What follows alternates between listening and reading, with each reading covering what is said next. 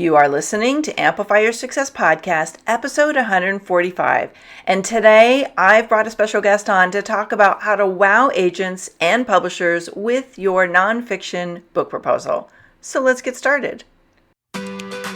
Welcome to the Amplify Your Success Podcast. Hey, are you a thought leader, creative entrepreneur, or change maker and want to magnify your impact, boost influence while creating a financial abundance? Stay tuned for today's inspiring episode with your host, Melanie Benson. Hey there, inspired entrepreneurs and business leaders. It's your host, Melanie Benson, Profit Amplifier, and founder of the Own Your Bold Influence Challenge, which will be starting up real soon. We'll give you more information as we get ready to go live with it. I've been thinking a lot about, this idea of bold and what it means to be bold. And a lot of people think, bold means I have to be brash and I have to be aggressive and I have to do things I don't want to do. And that's actually not what it means to own your bold. The whole point is in the word your. Your means that you have to do things that feel bold to you, that are going to move you outside your comfort zone. And every time I've had a big leap in my success, I've had to do something that probably terrified me a little or a lot.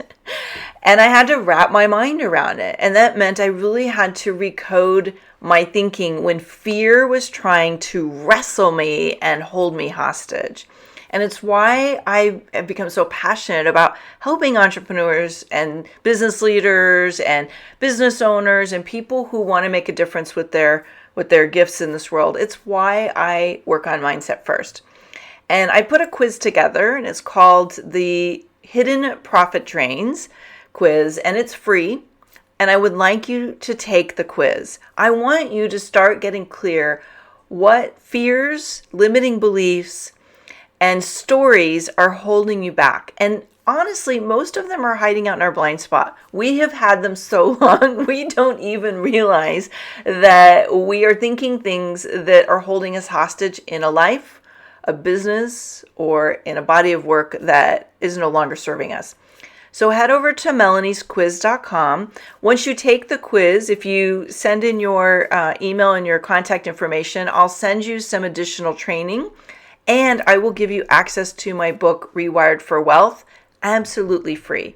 So head over to melaniesquiz.com, take the quiz, find out if you've got one of the three most common culprits. We'll just call them little culprits, gremlins, that are talking you out of being the success that you were meant to be.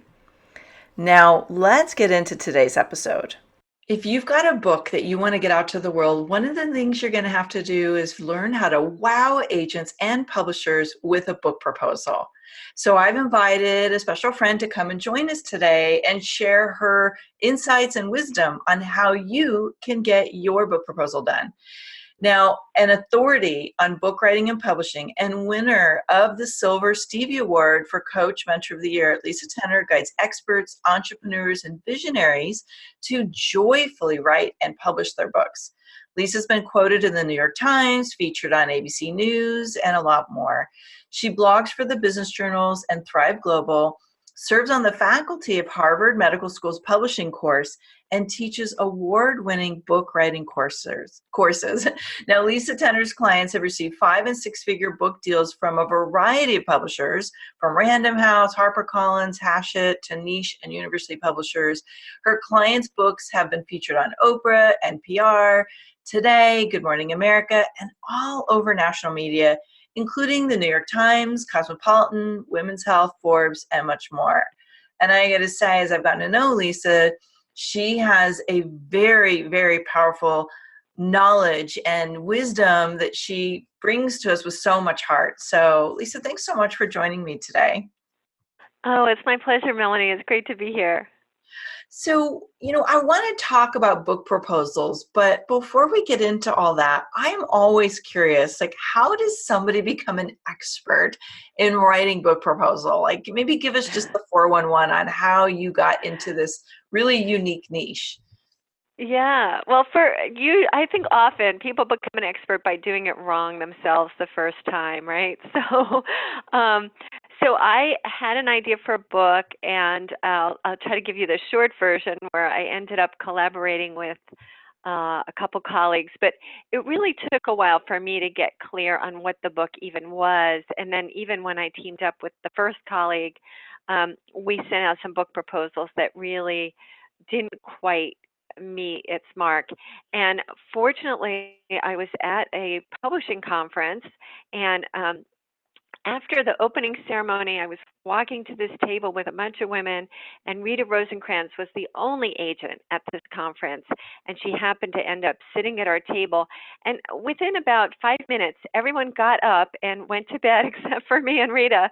And so she was so generous with her time. And I would say, that was sort of that magical moment when I really first got to understand better from an agent's point of view what people were looking for. And I'd read some books, but she recommended Michael Larson's book at the time. I think it was like the second or third edition of How to Write a Book Proposal. It's now in its fifth edition, and Jody Ryan actually is co-author now. But that really became my Bible. So it's sort of like one step at a time things fell into place. And originally, actually, I had published a book. The one that I mentioned I was working on when I met Rita, and I I didn't know where it was going. I thought, I had this idea for a book and just thought it would be cool, and teamed up with people who were more experts than I were in the subject. And eventually The Ultimate Guide to Transforming Anger got published by Health Communications. But I really didn't know I'd become a book coach. The book sort of help people tap into their creativity and sense of humor to transform their relationship with anger and help communicate in healthy ways. But I quickly realized I wasn't that excited about teaching these anger courses where people showed up with anger problems. And I wanted to work with people's creativity. So I sort of thought like, I'll just teach people these steps for creating in this place of inspiration that I used for working on the book. And people started coming to me for book writing and book proposals. So it sort of just came to me. It was sort of this natural progression. As I just put it out that I wanted to help people, my people showed up and what they needed showed up. So it was sort of, one of these kismet type things, I guess.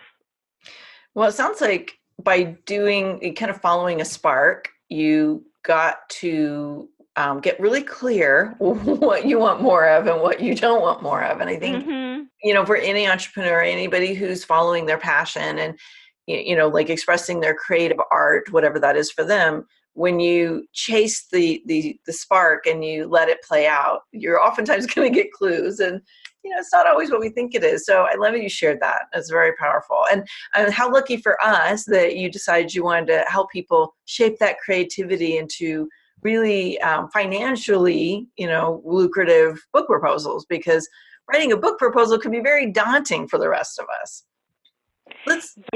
And maybe we can even just start a little bit with like, why do people need a book proposal if they want to get published by someone else?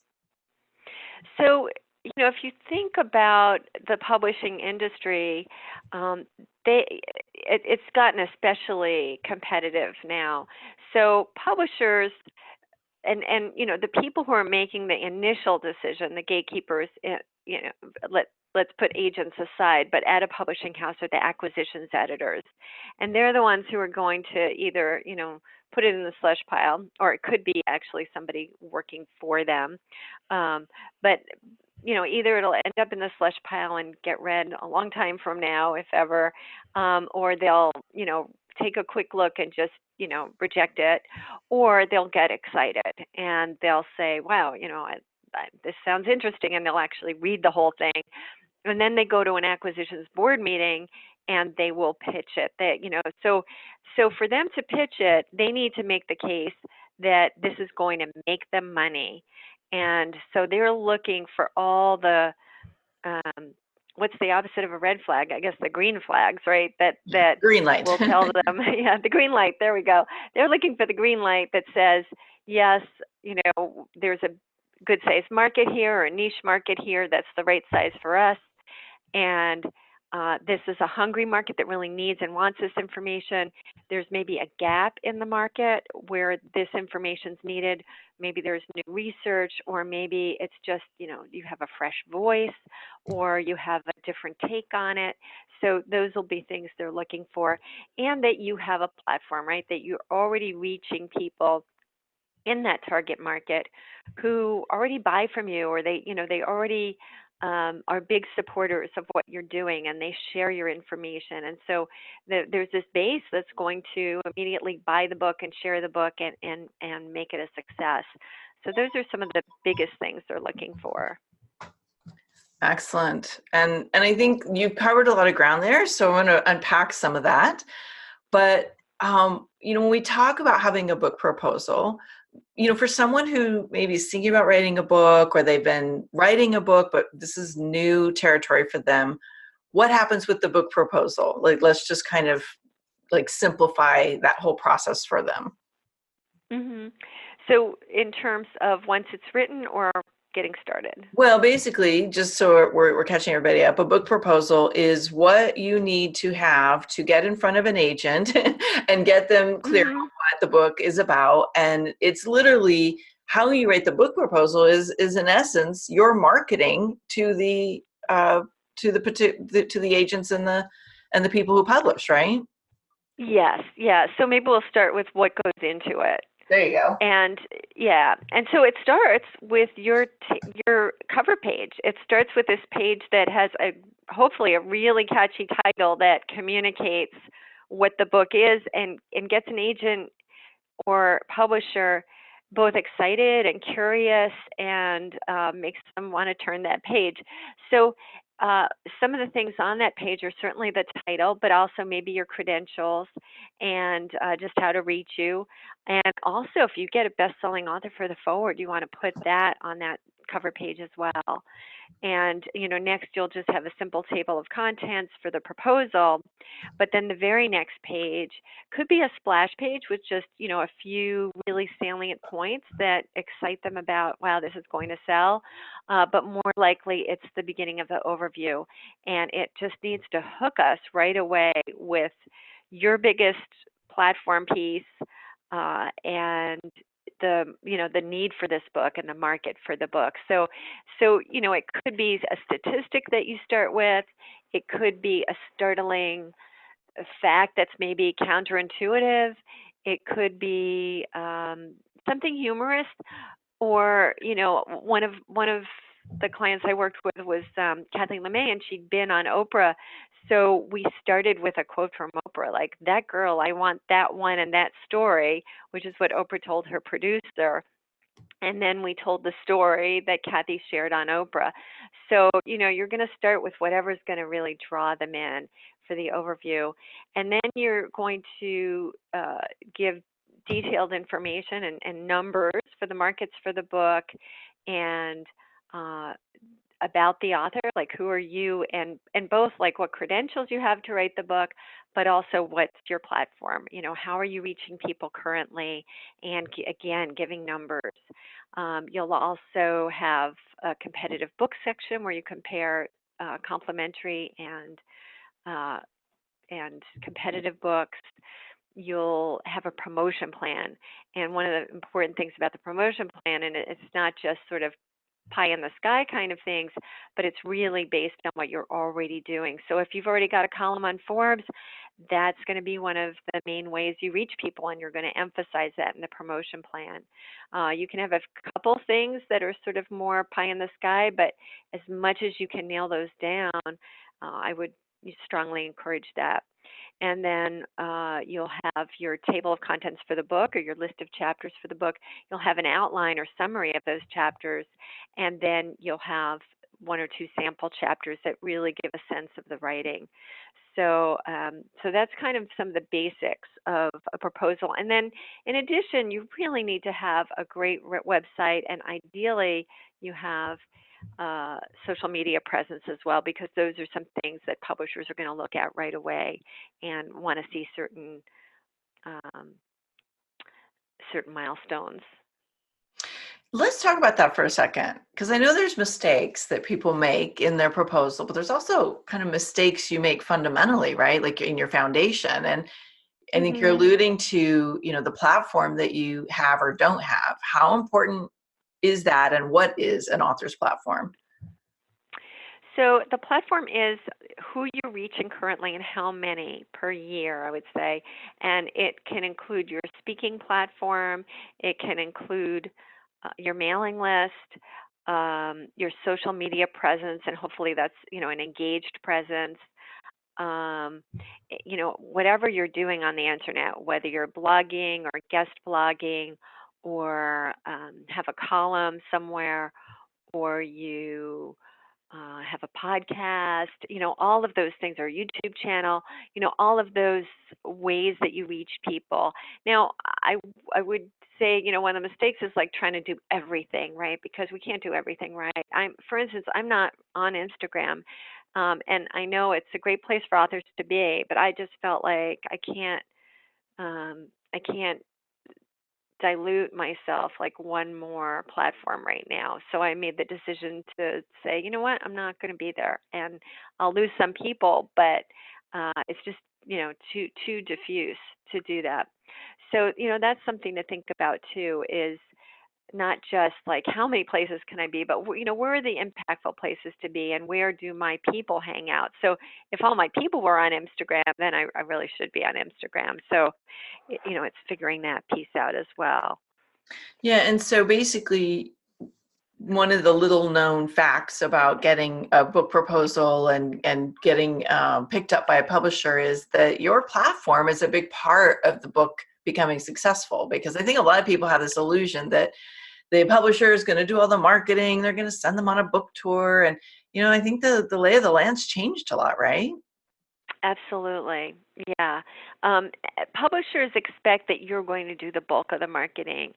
And, it really varies publisher to publisher, but also you just don't know what's going to happen. So it could be that a great publisher picks up your book and you're all excited and they say, you even get a nice advance. And so they say, oh, we're going to put our top publicist on it.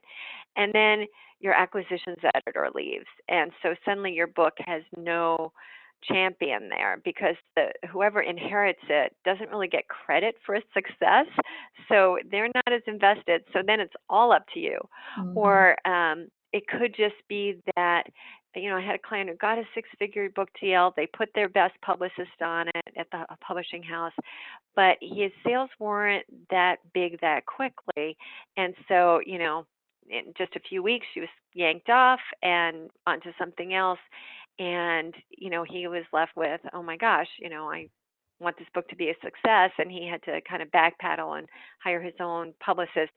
So generally I would say, make that part of your plan that you're going to hire your own publicist to um, to supplement whatever the publisher's doing, and they may need to step it up if the publisher's not doing much. So that's something you want to do well in advance, because the publicist needs advance time to prepare that plan and start to implement it before the book comes out, not after. So ideally, but if you hire a publicist after it comes out, it can still work out. I mean, we sold over 17,000 copies of our book, and The Ultimate Guide to Transforming Anger, and that it has two titles, so those are the two titles together sold 17,000. But we didn't have a publicist at the very beginning, and then the publisher really dropped the ball. They didn't, they had a small publicity staff, and we had to sort of play catch up.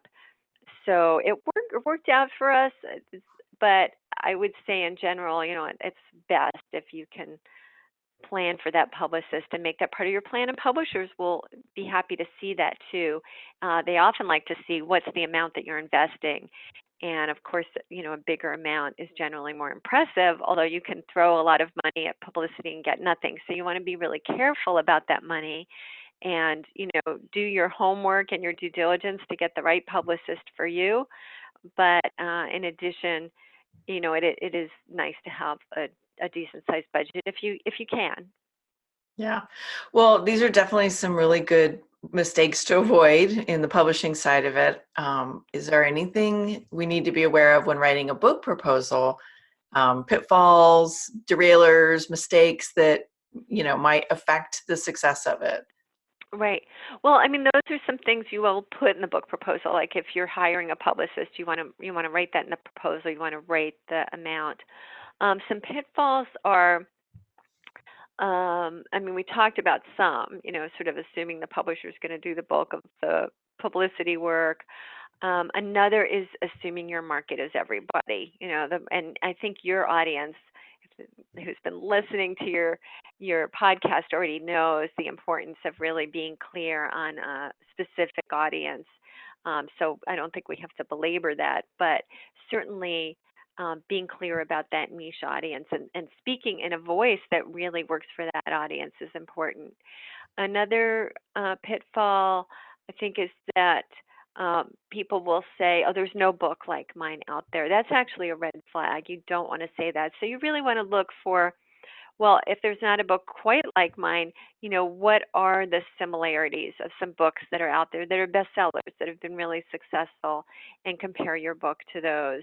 You don't want to go comparing your book to some self-published book that only sold 150 copies. So compare your book to the books that you want publishers to be thinking about when they think about your book. On the other hand, you want to be careful about just sounding trite too. With memoir, everybody wants to compare their book to Eat, Pray, Love and Wild or something like that.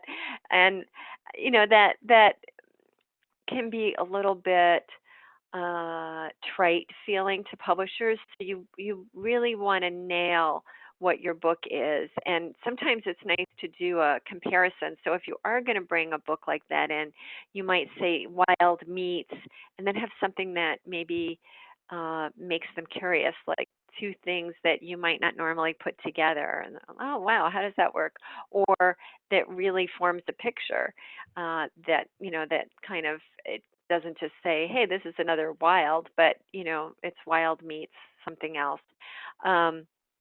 So that can be a pitfall, is just kind of being trite when you compare your book to others, and or comparing to books that didn't do that well. And also sometimes people just write up about the book, but we want to know, how is it similar, and so therefore your book might have similar success, and how's it different? What makes your book special, and hopefully maybe taking readers beyond what that other book offers in some way. So that's kind of some of the fixes for that mistake, I would say.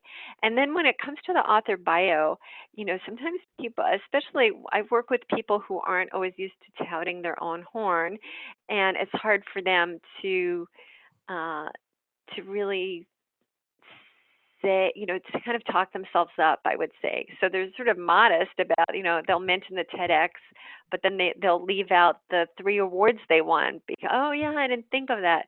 So sometimes I have to comb their website and look at like what's out there and Google them and say, oh yeah, you didn't mention this. This is important. So, think about everything that's going to impress a publisher, and don't leave out crucial details.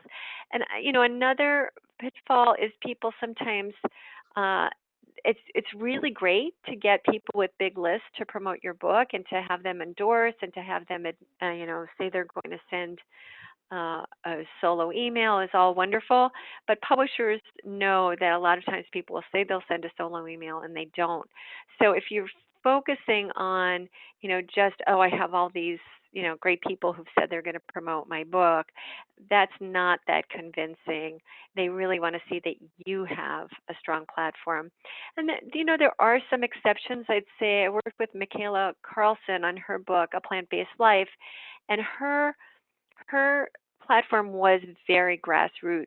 But when we she had been the executive director of the T. Colin Campbell Foundation, who's the author of the bestseller, The China Study, and he actually agreed to write her forward. So that was a big, big plus for publishers. But but her, her platform itself, she really had none when we started working together, and she was great about developing a website, got about 3,000 people quickly. That's a modest platform, but it was quick, so that was impressive how quick she got that together. But then she, her connections were really, really big loyal connections, I would say. So she was really well connected in that plant-based diet um, community, and so it held more weight that all these people said that they would contribute recipes and that they would promote the book, and they were all kind of celebrities in the plant-based diet community. So, sometimes it is convincing, but I'd say the most part, unless these are really deep relationships, publishers are going to question, are all these people really going to promote your book? So it's not like don't have it, but don't count on that as being the primary way you'll promote your book. Got it. That is very, very helpful insight. A lot of things I did not know yet. So that is really valuable. And I know you are full of these kind of insider knowledge nuggets that can make or break your proposal. There's a question that comes up. I know it came up for me. I think comes up for a lot of people. And this, do I write the book first or the proposal first? So generally, I will tell people write the proposal first because you may get feedback from agents or publishers that actually make you change the book. So, for example, I worked with a client who just signed a book deal with Tyndale. It was a really nice, high five-figure book deal, and she was originally going to write the book for a completely mainstream audience. And so we pitched an agent that I know, and the agent was excited, took her on, and said, I'm kind of unsure, like maybe we also pitch to a few Christian publishers. And so she had her have two versions of the proposal, and they did both. And really where it got interest were the Christian publishers. So good thing she hadn't written the whole book, because then she would have had to do some revising. Instead, now she can write from that perspective for the whole book. So it may change. It may change because of the agent or because of the publisher. And it's not that we didn't have a great book idea to begin with, but there may be nuances in terms of where that particular niche is going, and or just that particular interest of the publisher. And everybody likes to kind of have a finger in that pie in terms of have their creative input. So an agent or publisher may have some changes, and they may be modest, but sometimes they're bigger. And so if you haven't done all that work, you don't have to redo it if things change. So that's my general advice. However, I always say to my clients, you have to trust your gut on this. If this is a book that wants to be written first, and that's just, it's really clear to you, then trust. And I have to say that I am putting some final edits, semi-final edits, before I send my my manuscript off to some colleagues, because I want to get some developmental feedback. But I just knew that the book I'm working on right now, I wanted to write it first. Partly, I really wasn't sure what the book would be until I wrote it, and it's been changing a fair amount. So, you've got to trust in your own organic process too. And I am so glad, whatever happens, even if a publisher says we like it, but we want to change something, and I don't think that's going to happen, because I think this book's so amazing. I feel, it feels like the culmination of all the stuff I've ever taught, and it feels really exciting to me, but I don't think it would have worked to just do a proposal. So, you have to go within to get that answer too.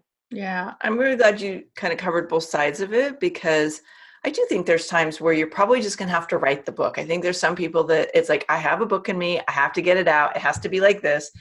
And I would say you probably want to be open to the feedback that you're going to get, when you get picked up by a publisher, and that may have Yeah. to, evolve, but sometimes we just have to get it out.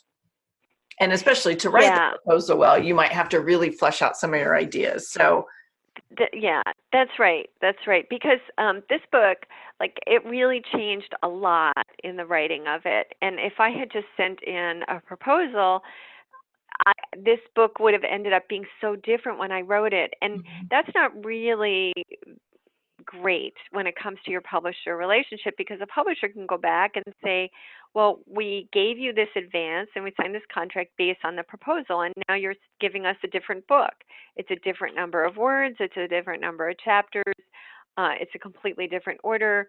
3 of the chapters are missing and you have these 2 other chapters. Like, this is really different, and you know what, it's not what we signed for. So, you are, and especially, like, they're putting a budget out for a certain number of words. So they're planning for this, and you really can't change that so easily on them. So it is really important to know what you're pitching. Having said that, most of the clients I work with are writing prescriptive books. They might be self-help or how-to or business books. And so you can be pretty clear about, these are the 5 steps or these are the 7 principles.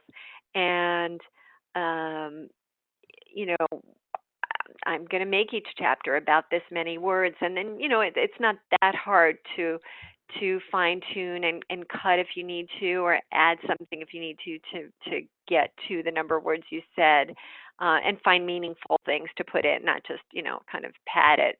But if you're an expert, that's not that hard. So it usually does make sense to write the proposal first.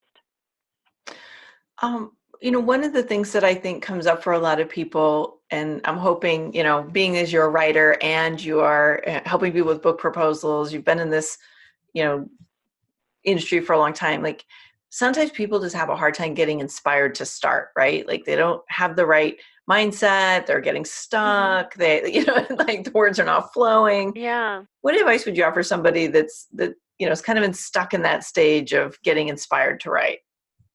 Yeah. So a few things. One is really, like, we need to figure out what's getting in the way. And so often I do this guided visualization I call Meet Your Muse. And we ask your inner creative muse, like, okay, what's getting in the way if we don't know what it is? A lot of times, and I do have a free, so we can give the link for that if you want. I do have a free audio that kind of takes people through that as well.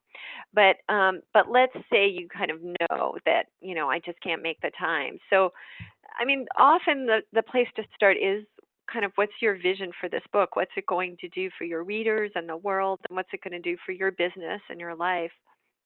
And once you have that vision, I think it sort of helps you get more inspired and more clear and committed. And, definitely one of the pieces that stops people is that they don't schedule specific time to write on it. So even saying, oh, I'll work on the weekends, that's not good enough. It needs to be Saturday from 1 to 3 and Sunday from 5 to 7, very specific times. It doesn't have to be a lot of time. It's nice if you're writing every day, or 5 days a week, but you don't have to finish a book. You just have to be consistent every week. So, that's one piece that and then there's that self-doubt, right? And then the Meet Your Muse can really help with that too, because when we ask the Muse for support, there's a way in which we can take in that message and something really shifts internally, which is so powerful to witness. So, that can really help. Sometimes it's that, like, it's overwhelming, and that's, why I'm here to help people through those steps of, okay, let's break it down step by step and really figure out the book concept before you get started, and figure out the structure before you get started. And that's going to make everything easier. So that, that's another piece. Other things that stop people, I think when somebody's trying to write the book they think they should write, and there's a place in your heart where it's just not resonating, or, you start out writing a book that you're excited about, but somewhere it becomes like I sometimes call it my blog voice. I mean, I think my voice has improved on my blogs, but I can tend to be like, here are the 5 things you need to do. It's like sometimes I forget to tell the story, and sometimes it's not necessary on a blog. But when you're writing a book, you need to be telling stories. You need to really draw your reader in with story, and um, so where was I going with this? Well, we were talking about getting into an inspired state. Oh yeah, yeah. So right. So what happens is like if I find myself writing in that voice that's not inspired, it's kind of just like, oh, you need to do this and this and this, and I realize, oh, there's like no sense of humor here. It's not feeling light or fun, and I don't have exciting stories, or they're just not drawing me in when I read my stuff. Then I'll kind of lose that inspiration. So like one of the things I really love to help people with is, how do you get in the zone to write? How do you write from that heightened state where like really great material flows through you? So that's and that's what the book that I'm working on it really focuses on, actually, is like how to get in that state and consistently, and how to inspire yourself and write stuff that's fresh. I think one of the things that is so powerful is if you write just completely from what you already know, there's going to be a way in which the book doesn't feel as dynamic as it could. And when you make discoveries along the way, you're writing, and like you start to realize new things, or you start to shift, or your understanding becomes more layered and kind of woven in, and there are new connections you make, new metaphors.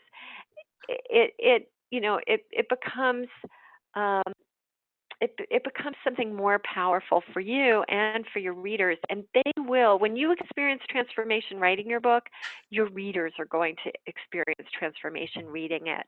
So we want to be open and spontaneous. Like we want to have a structure, we want to have something that makes it easy to write it. And then we also want to be open, and we want to come to the writing from a state that really opens us up so that our best, most inspiring and inspired writing comes through. That's beautiful. Thank you. It's good. Good way to get inspired. And I love the resources. It'd be great to share the visualization you were mentioning about meeting your muse. And I know you have some tips on how to create a book proposal. If you want to share how we can get them, we will definitely link these up in the show notes. So don't worry about scrambling for a pen if you don't have one handy. Yeah, thank you. Yeah, so lisatenner.com/ it's meet-your-muse. And that particular, that audio guided visualization is just, I did it on my phone. It's not a fancy recording, but it really it's helpful if you want to like make a list of 1 or 2 things you want to ask your muse, whether it's like, give me the self-confidence, or can I really write this book, or which of these 3 ideas should I go with, or who's my audience. It's a wonderful exercise to start to tap into it. And it's also an exercise I love to do with people, because, we can come up with a few questions as we talk through the book concept, and then we can really test them and, test our answers, but also even the pieces where we feel we don't have an answer, we can go to the muse and get more clarity. The second is this 10 questions to a book, 10 tips to a book proposal publishers will love. And that one is, I did a bit.ly link, so it's bit.ly / and what was it? Brilliant book proposal. Brilliant book proposal. Thank you. I just redid it, so I had it on my screen, and then my screen did something funny. So yeah, it's bit.ly / brilliant book proposal, and that should really help you with with some of those really important tips, some of which we talked about, but I think you'll find a few new ones too, to help you really fine tune. Oh yeah, these are the things that a publisher's looking for. And I'm also offering a free teleseminar where people can learn more about book proposals and get some questions answered too. Yeah, and I just want to give you a plug. I mean, what Lisa does is brilliant. Her book proposal coaching and her processes make it super easy. I know you have your book proposal course coming up soon, so I would highly recommend if you want to get picked up by publishers or you think you might want to, if you're not even 100% sure, go through the book proposal writing process, pick up Lisa's tips. If it calls to you, if you want to get this thing written in a way that is going to get you the bigger book deals, take advantage of her class that's coming or her course that's coming up. Lisa, I could talk to you for hours. You have so much wisdom. I'm sure that we barely scratched the surface today, but I just want to flip the conversation as we wrap up. And, we do the Own Your Bold Challenge once a year. It's getting ready to come up very soon. And I always like to help people understand that some of the greatest successes they will ever happen come from having the courage to take a bold action or to do something bold that scares them a lot, probably. Hmm. Would you share with us something that you did that felt really bold at the time and had a great payoff for you? Sure. I would say like the early investments in my business because, in the beginning, like I had no money and I'm not big on putting stuff on a credit card when you don't have the money. In fact, when, clients are talking about doing that, I'll generally say, why don't we find a way for you to get the money rather than putting on your credit card? But there was a training. I had like no money and I had a little baby. And so it was like working from home. It was very stressful. And a mentor of mine who said to me, "Oh, you should do this training with so and so." And so, even though it was a big leap for me, and I had to put it on my credit card, I did that training, and it was really valuable. So that and so that that investment and another investment also early on, I was doing everything in my business myself, and the day that I hired a VA changed my life forever. She's still with me, and I can't remember. I mean, it must be, I think it's more than 10 years. Um, and Jerry Lafferty, she's just amazing. And, again, it was a real leap of faith because I thought I'm not making enough money to pay somebody and to commit to regularly paying them. But I just knew I can't be working in this business alone anymore because I'm just going to be, doing every single thing for my newsletters and it's not just the work that that person ends up doing that frees you up, but to have a really good person who is with you in the business to run things by, to who will say, "Hey, I saw so and so doing this. Why don't you try it?" That it's just so incredibly valuable. And if I'd known, I would have done it sooner. Yeah, I'm so glad you brought up the VA part. That was a game changer for me. It really was. It, Mhm. it, it is the reason I was able to break six figures so quickly because I just didn't have to Mm, do it all myself. So right. thank you for sharing, what worked for you, what bold moves you had to take. And I know it takes a lot of courage to do bold things. So it's nice to hear that other people are doing these things too, and it's actually paying off. Mhm.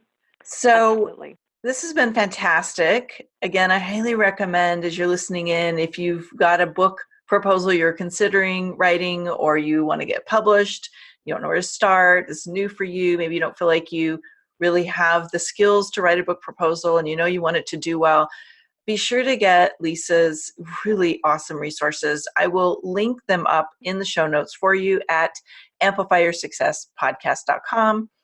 And Lisa, I was just so appreciating you and all your wisdom and appreciate you being here today. Thank you, Melanie. It's such a pleasure. And I'm really excited for anybody who's on this call and thinking about it and just, inspired to write a book.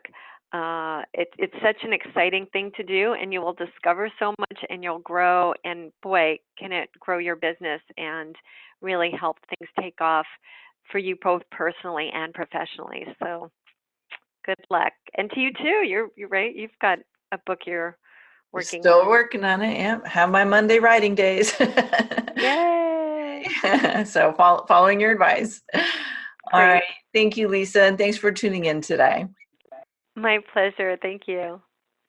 This is Melanie Benson, your host. Thanks so much for listening in today. If you want to catch up on any of the show notes and circle back on any of the resources we shared in today's show, head on over to the show page at amplifyyoursuccesspodcast.com. And remember, you amplify your results faster when you're in a community of other people who are moving and shaking. Join us at amplifyyoursuccesscommunity.com. One last thing, when you've gained insight from today's episode, help us share that and inspire other people by heading over to iTunes, subscribing, and give it a review. iTunes absolutely loves seeing these reviews pop up, and it actually helps boost my show's visibility. So I would be super grateful for your reviews. And as always, I love seeing your shares of these episodes on Twitter, Facebook, and Instagram. Come find me over there. Tag me in your shares. I'll give you some social media love right back. So see you next week for another inspiring episode of Amplify Your Success Podcast.